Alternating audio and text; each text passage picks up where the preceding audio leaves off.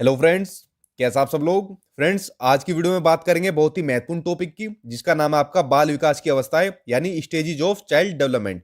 आज आपका पढ़ी होगी, यहाँ पर बहुत सी चीजें आप देखना आपको गलत मिलेगी कि सर हमने तो वहां पर ऐसा पढ़ा है, सर हमने तो उस किताब के अंदर ये चीज पढ़ी हुई है और आप और चीज पढ़ा रहे हो।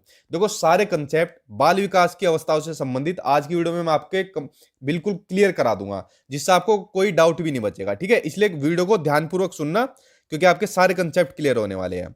चलिए पहले पढ़ते हैं बाल विकास की अवस्था। जो पहली स्टेज है जिसका नाम है प्रसव पूर्व अवस्था, जिसको बोलते हैं प्रीनेटल स्टेज। इनका पहले टाइम पीरियड देखिए। जो टाइम पीरियड होता है वो होता है आपका 280 दिन का। सबसे ज्यादा क्वेश्चन यही पूछा गया है इसी स्टेज के बारे में कि कितने दिन का टाइम पीरियड होता है। 280 दिन का, या 9 महीने 10 दिन भी आप इसको बोल सकते हो। ये कब से कब तक का होता है?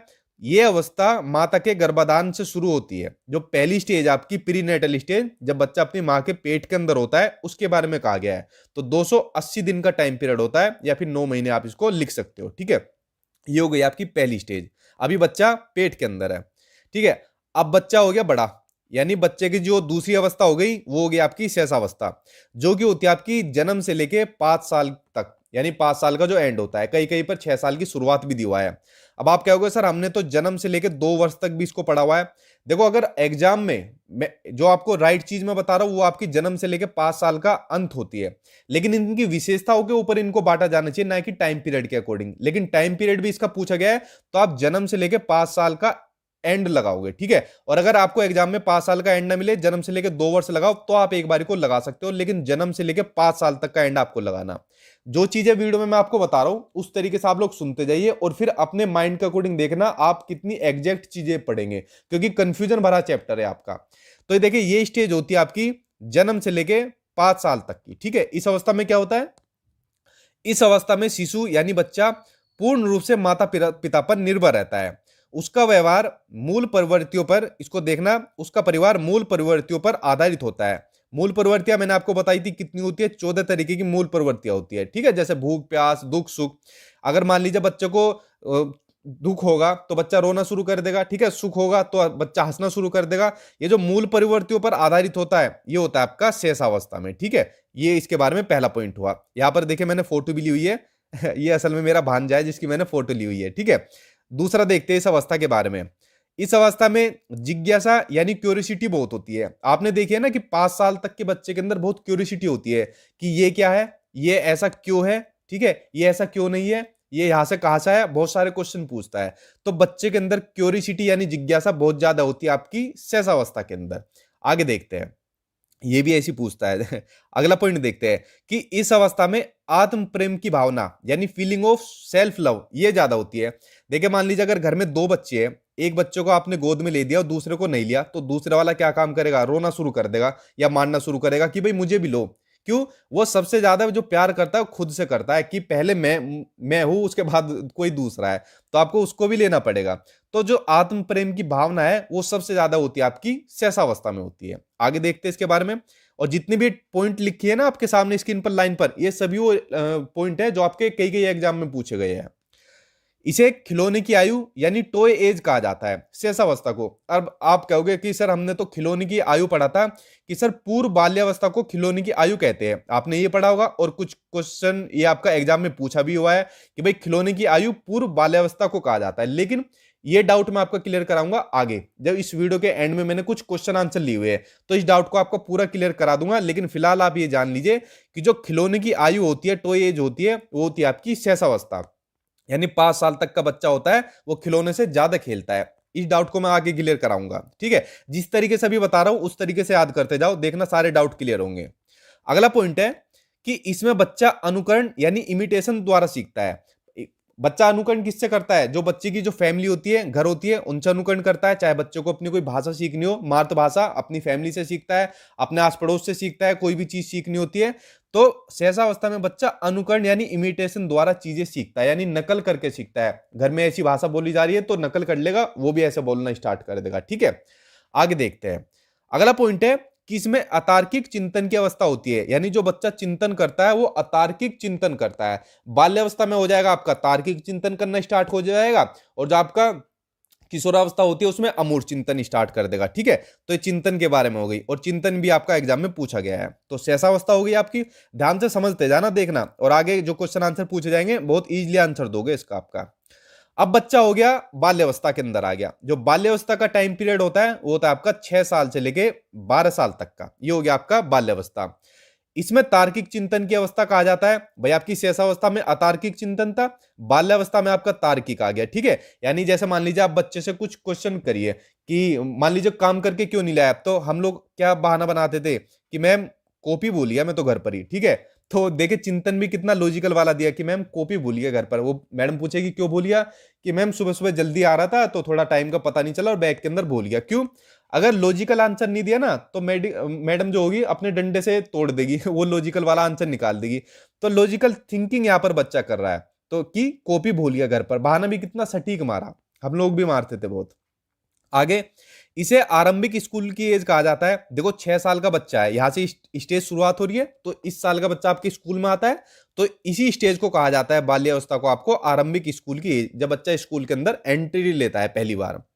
अगला पॉइंट देखते हैं, इसे गंदी अवस्था भी कहा जाता है। गंदी अवस्था क्यों कहा जाता है? देखो इस स्टेज का बच्चा क्या काम करता है, आपने देखा होगा जब बच्चा खाना खाता है तो कपड़ों के ऊपर गिरा लेता है खाना या पानी भी, या अपने मुंह पर लगा लेता है इस तरीके से। क्यों? मजा आता है उसे ऐसा गंदा करने में।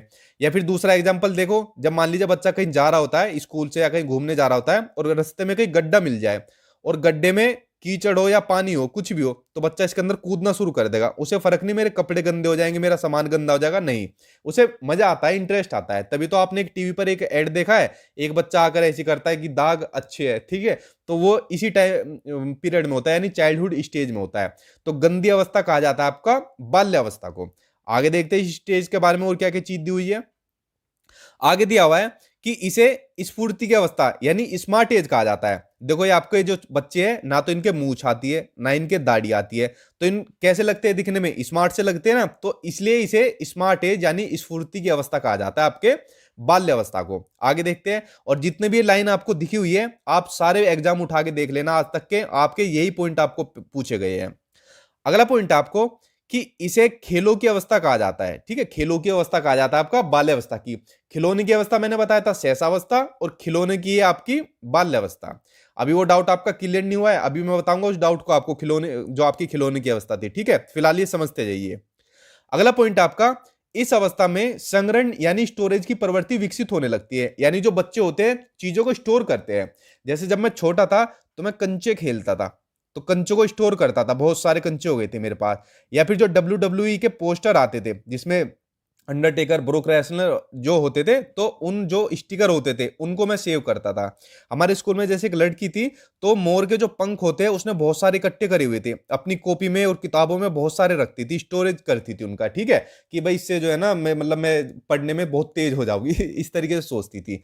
तो आपकी जो स्टोरेज की प्रवृत्ति होती है वो आपकी किसके अंदर होती है? बाल्यावस्था के अंदर होती है। और आपका बहुत ही महत्वपूर्ण क्वेश्चन है आपका, किस संग्रहण की प्रवृत्ति किस में पाई जाती है? बाल्यावस्था में। आगे, इसे टोली या फिर समूह या फिर गैंग की अवस्था कहा जाता है, क्योंकि बाल्यावस्था के अंदर बच्चा समूह में रहना शुरू कर देता है। ठीक है, आगे देखते हैं। इसे जीवन का अनोखा काल कहा जाता है, यूनिक पीरियड कहा जाता है। क्यों? भाई मान लीजिए जैसे अब हम लोग हो गए, तो आप लोग जो वीडियो देख रहे हो, तो भाई आपकी टेंशन क्या है कि भाई हमको जॉब लेनी है। ठीक है, सबका एक ही टारगेट है, जॉब ले ले ताकि लाइफ सिक्योर हो जाए, बहुत सारी टेंशन होती है। लेकिन अगर मैं आपसे भी एक क्वेश्चन पूछ लूं कि भाई अगर मैं आपको एक चॉइस दूं या भगवान आपको चॉइस दे दे कि आप जीवन के किस काल में रहना पसंद करोगे, तो आप कहोगे सर हम तो अपने उस काल में करेंगे जब हम स्कूल में जाते थे, ना तो कोई जॉब की टेंशन ना किसी और काम की टेंशन, बस अपना स्कूल जाओ आओ खेलो कूदो। तो इसलिए यूनिक पीरियड माना गया है आपका बाल्यावस्था को, अनोखा काल माना गया है। ठीक है, चलिए अब देखते हैं आपकी अगली अवस्था, जो है आपकी किशोरावस्था। इसका देखते हैं। इसका टाइम पीरियड होता है आपका 13 साल से लेके 18 साल तक, और अगर इंडिया के अकॉर्डिंग बताएं यानी जो भारत में माना गया है वो माना गया है 12 से 18 तक। तो आप इसको ऐसे मान सकते हो कि 12 साल का एंड या फिर 13 साल की शुरुआत से 18 साल तक का। ठीक है, आगे देखते हैं इसके बारे में। इसे जीवन का सबसे कठिन काल कहा जाता है। क्यों? सारे डिसीजन, सारी जो भार होता है, सारी जिम्मेदारी इसी में आती है। इसे संघर्ष, तनाव, आंधी तूफान और उलझन की अवस्था कहा जाता है। ये पॉइंट आपके अलग अलग पूछे जाते हैं कि आंधी तूफान की अवस्था किसे कहा जाता है, उलझन की अवस्था किसे कहा जाता है, और संघर्ष और तनाव की अवस्था किसे कहा जाता है। तो कहा जाता है आपका किशोरावस्था के अंदर। ठीक है, सारा कुछ इसी के अंदर झेलने को मिलता है। अगला पॉइंट देखते हैं। इसमें विषमलिंगी, इसे मां कर लेना, विषमलिंगी आकर्षक होता है। मतलब जो एक मेल का दूसरे जो एक जेंडर का दूसरे जेंडर के प्रति आकर्षण होता है, यानी लड़के का जो अट्रैक्शन होगा लड़की की तरफ और लड़की का होगा आपके लड़के की तरफ। तो विषमलिंगी आकर्षक जो होता है आपका किशोरावस्था में होता है। देखो अभी इस पॉइंट को थोड़ा सा ध्यान से समझना।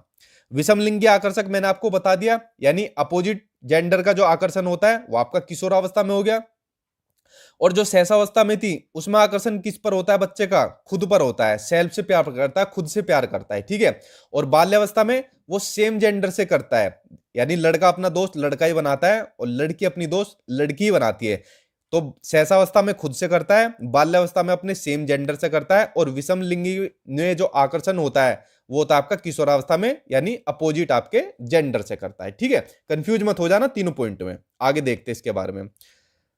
अगला है इसमें आपका कि इस अवस्था को स्वर्ण काल यानी कि गोल्डन एज कहा जाता है आपकी किशोरावस्था को। आगे देखते हैं पॉइंट।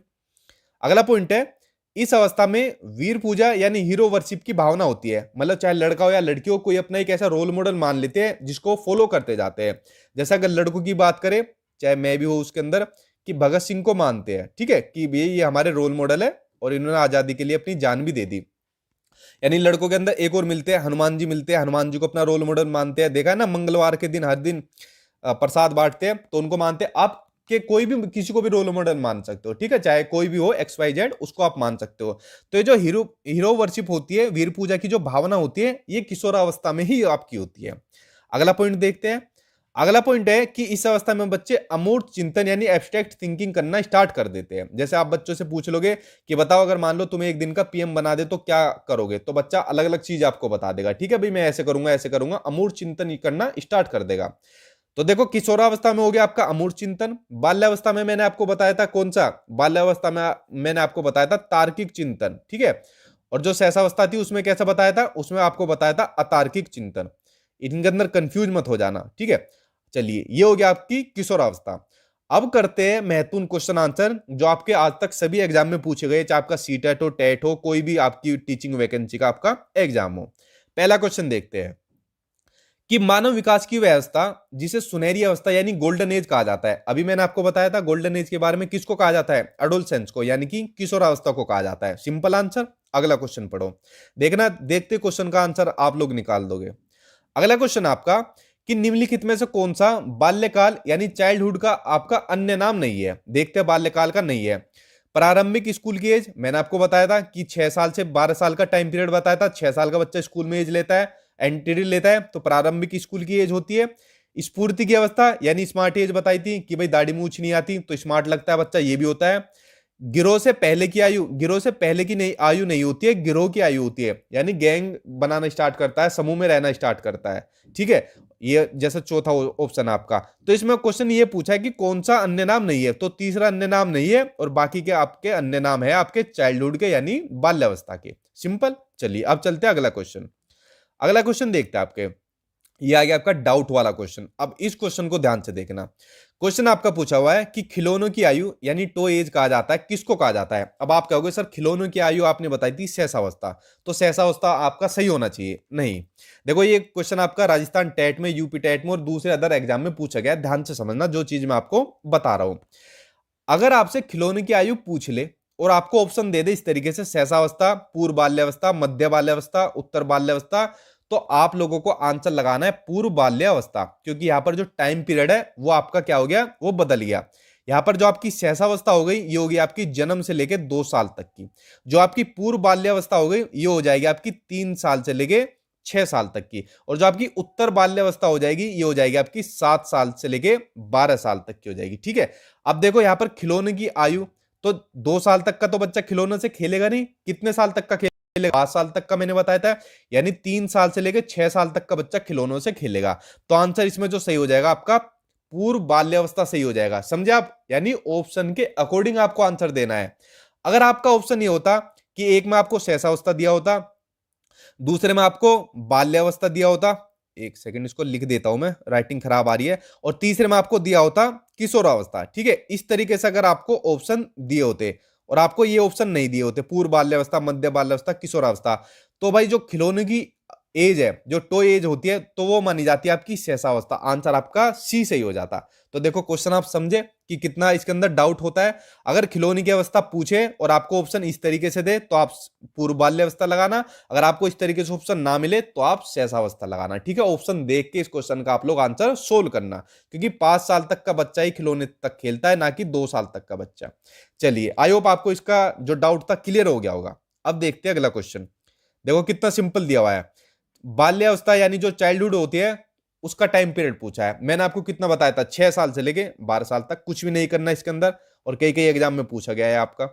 आगे देखते हैं अगला क्वेश्चन आपका कि विकास के किस काल को अत्यधिक दबाव और कहा गया है। मैंने आपको क्या कहा था, सबसे ज्यादा किस अवस्था में होता है दबाव तनाव सब चीज किसके अंदर होती है, तो होता है आपका भाई अडोलसेंस ने। अच्छा, एक बहुत ही महत्वपूर्ण मनोवैज्ञानिक है, इन्होंने इनके अकॉर्डिंग है ये कि जो अत्यधिक दबाव और तनाव का काल किस मनोवैज्ञानिक ने कहा था। ये आपका एग्जाम कई क्वेश्चन में पूछा गया है, मुझे याद आ गया ना ये क्वेश्चन भी, तो आप नाम लिख लो। तो उन मनोवैज्ञानिक का नाम है आपका स्टैनले हॉल। इन्होंने एक आपका स्टेटमेंट दिया था कि जो किशोरावस्था होती है उसको अत्यधिक दबाव और तनाव का काल माना जाता है। आंसर आपका पहला सी हो जाएगा। ठीक है, चलिए अब देखते हैं आपका अगला क्वेश्चन। अगला, शेषावस्था में बच्चों के क्रियाकलाप कैसे होते हैं। तो बच्चों के क्रियाकलाप होते हैं जो आपके मूल प्रवर्त्यात्मक होते हैं। किस पर, यानी मूल प्रवृत्तियों पर होते हैं। जो मैंने आपको बताया था मूल प्रवृत्ति, बच्चा अगर दुख है तो बच्चा रोएगा, ठीक है, खुश हुआ तो बच्चा हंसेगा, वो आपको बताया था शेषावस्था में। यानी शेषावस्था में जो काम होते हैं वो मूल प्रवृत्तियों पर आधारित होते हैं। आंसर आपका पहला सी हो जाएगा। तो फ्रेंड्स देखिए, आपका टॉपिक भी मैंने क्लियर करा दिया, इंपॉर्टेंट क्वेश्चन आंसर भी करा दिए, और आज तक जितने इस चैप्टर से रिलेटेड आपके डाउट थे वो भी कंप्लीट करा दिए। ये आप अच्छी तरीके से कर लेना। अगली वीडियो जल्दी टॉपिक 16 के ऊपर मैं जल्दी ही अपलोड करूंगा, ताकि आपका पूरा सिलेबस करा दूं, चाहे सीटेट हो चाहे आपके टेट के एग्जाम हो। इसलिए चैनल को सब्सक्राइब कर लेना, ताकि अगला टॉपिक आपको जल्दी ही मेरे चैनल पर मिलता रहे। आई होप आपको वीडियो पसंद आई होगी। Thank you.